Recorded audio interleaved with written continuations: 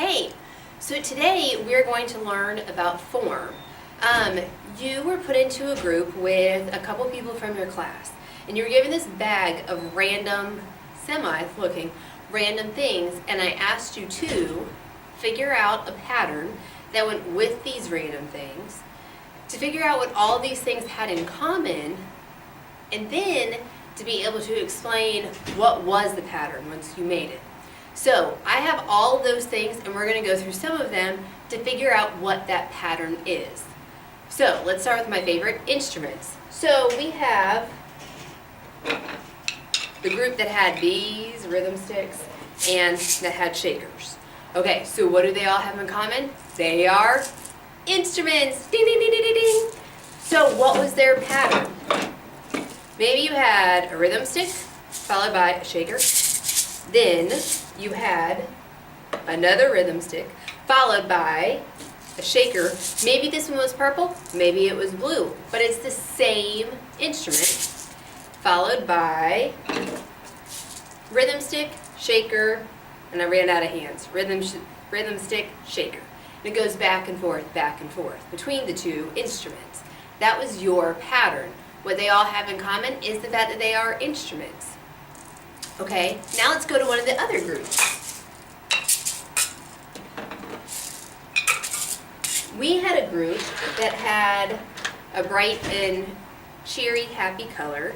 They had a bunch of yellow, and what did they all have in common? They're all shapes, and they're also the color yellow. This was a similar pattern as to the pattern that we just talked about with the instruments. We had a octagon, square. Octagon, square, octagon, square, going back and forth, back and forth. So your pattern with these was it would rotate back and forth. Octagon, square, octagon, square. Okay. Let's get it a little bit more complicated. Now, maybe trying to figure out what these had in common was kind of difficult. But you have rulers, and then you have these things. Whatever they're called, I don't know. But it looks like there are 10 little squares in them. So you have these. What do they have in common? Well, they're both stick-like things. And what's different about them? This one is long, this one is short. So let's make a pattern out of it. You could have your ruler, then your Rubik's Cube thingamadoo, then rhythm stick, Rubik's Cube, rhythm stick, ruler, going back and forth, back and forth. If you would look at it from the height idea, you have tall, short, going back and forth, back and forth. You may have noticed that maybe one of these is a little bit different. It's the same height, however it is a different color. Maybe it's just an added bonus, something a little different. Well, same, but it's a little different.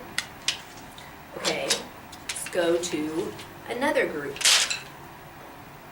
This is my favorite one just because of the fun colors.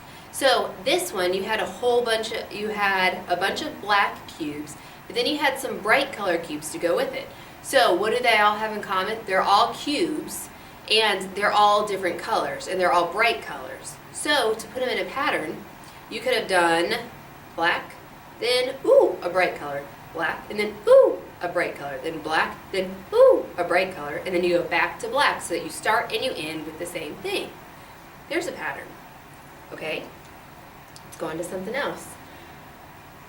We have the same idea of those cubes, but now these cubes are just made out of a different material, and they're different colors, and instead of the black one being the same and coming back time after time after time, now you have the bright green one that comes back time after time after time. Then we had the seemingly boring plates. However, these got to be a little bit more complicated. You had an A, then a B, then an A, then a C, then an A, and then a D. So now, look at this pattern. They're all the same because they're all on red plates. They are different because they're all different letters, but every plate does have a letter on it. Now let's look at this pattern compared to this pattern. This pattern, you see it in colors. Black, bright color, black, bright color, black, bright color, black. This one, you now have with letters. A, B. Oh, no, that's not it. Let's go this way. A, B, A, C, A, D, A, star. So, you now see the same pattern except with letters. Now, why do these patterns even matter? And what in the world does patterns have to do with music? It has to do with our new element that we are going to learn about, which is form. Form is really helpful for musicians because if you are a composer writing a music for like a symphony that has hundreds and hundreds of pages in it, you just somehow wrap your head around what part is what. And the listener needs to be able to say, ooh, hey, I recognize that. If you write 100 different pages of music that none of them sound the same, you're going to fall asleep by about page 2. Same thing of why you like a lot of the songs that you hear on the radio, because you have this chorus, this part that keeps coming back time after time after time. And all I'd have to do is sing you like the first couple words, like shake it off, and then I bet you half of you could finish singing the chorus. Why? Because it's something familiar and it comes back time after time after time. That is the beginning of a form, a pattern that's in music. So, our new element is form.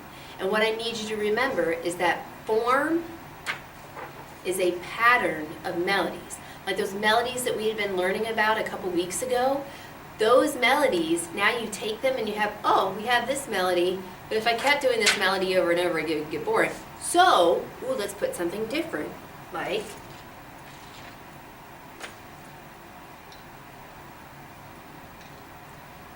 this. Hey, I have something that I know, ooh, but then let's add something different in so that I don't get bored. Oh, but here this comes back again. Oh yeah, let me get my groove on. Oh, but here's a different one, and it keeps coming back in time and again, and then you start to recognize the song, and then you start to like it. And your brain, without you even knowing, your brain is organizing the melodies that you're hearing in your head.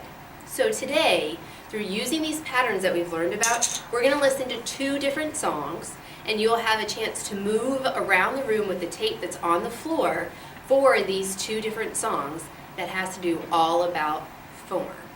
All right, let's listen to these 2 songs.